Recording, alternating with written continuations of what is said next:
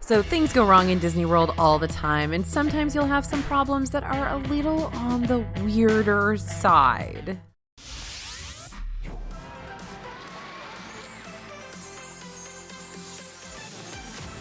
Hey everybody, it's AJ for Disney Food Blog. Now there's nowhere quite like the most magical place on earth, and that means you're gonna have to come up with some one-of-a-kind solutions. Don't get caught unaware. We're here to help. Here are the 7 weirdest problems you may have to solve in Walt Disney World and solutions for them.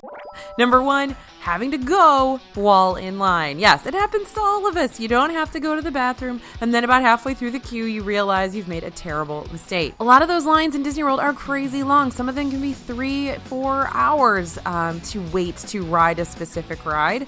And this problem is especially common with kiddos, so prepare for the inevitable with frequent bathroom breaks. Try not to enter a lengthy queue without swinging by the nearest restroom first. Even if a posted wait time doesn't seem that long, a ride breakdown could mean you end up waiting longer than you'd planned. And there are different ways of handling this dilemma depending on the ride. For Avatar Flight of Passage, the solution might be the easiest.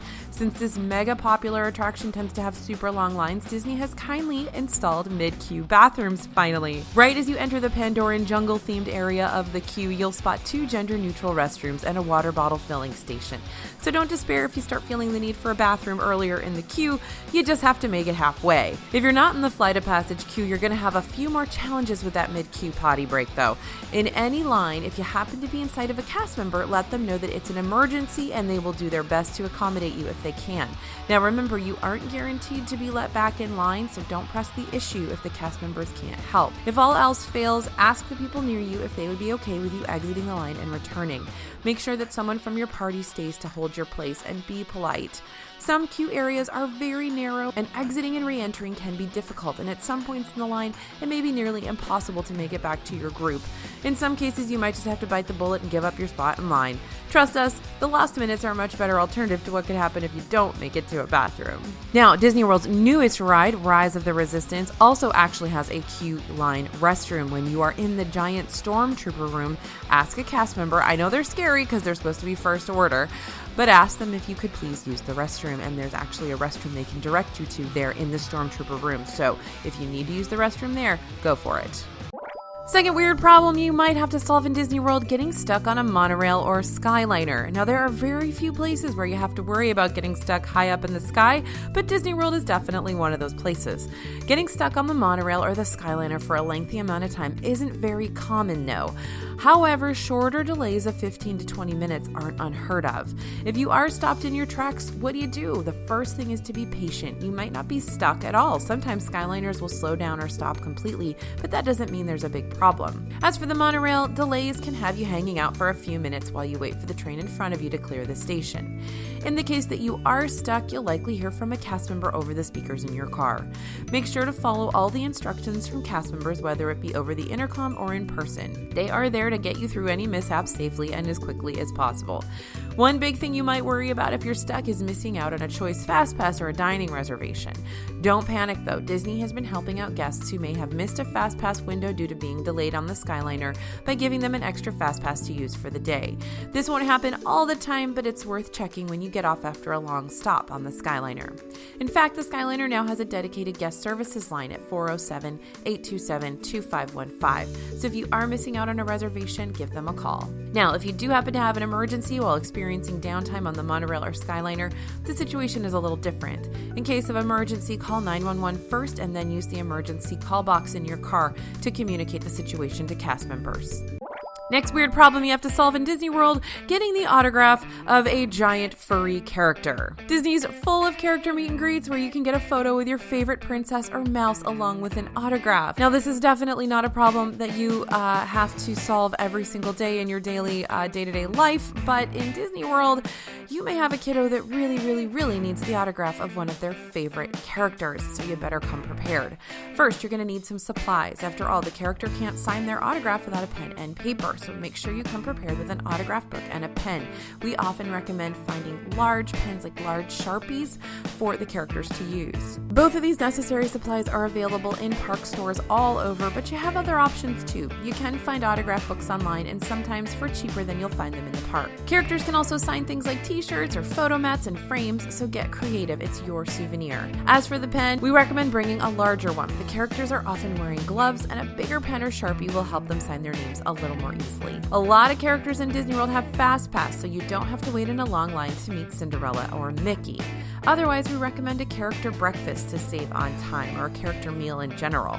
Meet a whole bunch of characters at once and eat at the same time. No waiting in line. Also, you're going to be in air conditioning, which some character lines do not have. Now, if your kid needs to find a really obscure character, there's not a whole lot you can do except ask cast members and look at times guides to see when those characters might be coming out. Be sure also to consider Mickey's Very Merry Christmas Party and Mickey's Not So Scary Halloween Party, which is often when more obscure characters do come out, like Moana. Next weird problem you'll have to solve in Disney World is chafing. That's right, chafing. I know you never thought you'd have to think about this, did you? Especially not on vacation, but alas.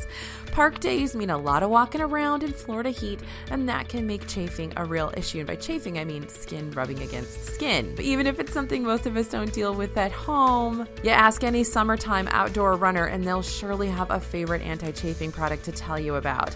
We've heard scores of stories from Disney fans about the unexpected perils due to chafing, so it's not something you want to deal with on your trip, believe me. But there are some surefire ways to be prepared.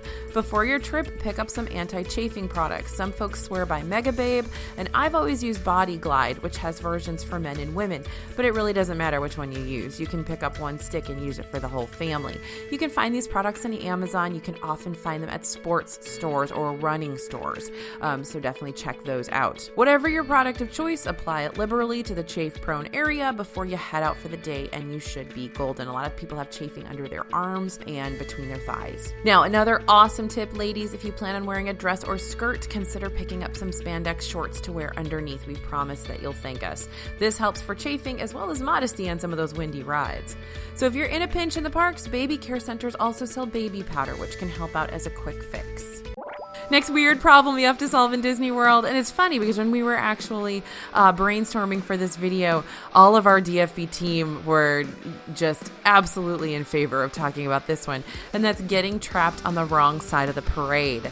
This is not an everyday problem for most people. How often are you on the wrong side of a parade in your hometown? But this is Disney, and getting stuck on the wrong side of the parade route is a very real danger. If you have a fast pass in Tomorrowland and you're currently on the other side of the parade in Adventureland, things can get dicey. There's no way to get where you need to go without crossing that parade route. Now, when the parade starts and you're on the wrong side of Main Street, don't freak out. You have options. First of all, make sure you know the parade route and times. Festival of Fantasy is currently the only parade in Walt Disney World. It runs from Frontierland to Liberty Square, then all the way down to Main Street before exiting near the fire station. The whole route takes about 30 minutes. Cast members will be stationed up and down the parade route, so find one and ask where and when it's safe to cross. They may let you cross in between floats, so just wait for their go-ahead and don't try to run across the route on your own. That's very unsafe for you and the cast members. There are a few points where cast members are stationed to let groups cross during pauses in the parade, so keep an eye out for them as well.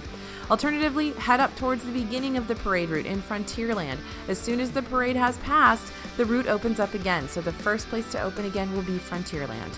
Remember to use that little shortcut by Rivers of America if you're trying to get to Liberty Square, Fantasyland, or Tomorrowland quickly.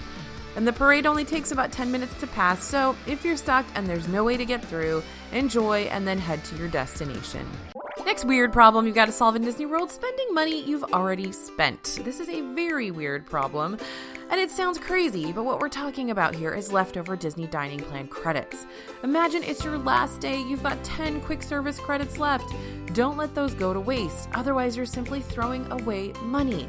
Luckily, you have options. If you have room in your suitcase, you can swap those quick service credits out for snack credits and load up on treats that travel well. Use them as gifts for teachers and neighbors, stocking stuffers, or lunchbox snacks to remember your trip after you're back home. Now the catch is that each quick service credit is worth 3 snack credits on the dining plan, and you have to spend all 3 snack credits at the same time in order to transfer a quick service 2 snack credits. So if you don't have a ticket for a park or time for Disney Springs and credits are weighing down your pockets, all is not lost. Head to the store located in your resort before you leave. Disney Dining Plan snack credits can be used on some prepackaged snacks and treats. You just have to look for the DDP snack logo. If you can't find any, just ask a cast member. Then load up while you wait for Magical Express. It's better to use snack credits on cookies and prepackaged snacks that might not be our top picks for how to spend your DDP credits than to leave money sitting on the table. But the real tip here is to avoid this problem in the first place. Make sure you plan ahead so there's no DDP credit left behind when you're done. You've already spent that money, so be sure to make the best use of it possible. And the next weird problem you'll have to solve in Disney World is when Florida, which is supposed to be hot all the time, suddenly becomes freezing cold. It's shocking to most people, especially those living in places where winter involves feet and feet of snow for multiple months, but Florida can get downright freezing in the winter months. It's a common mistake for guests not to pack for chillier weather since Florida is supposed to be warm all the time. Spoiler alert, it's definitely not. Sudden or not so sudden weather snaps can happen and you will get really chilly really quickly. However, you can even end up cold on the hottest day of summer. Imagine this, Splash Mountain and the freezing cold AC on a Disney bus? Yeah, you might wish you had some sleeves.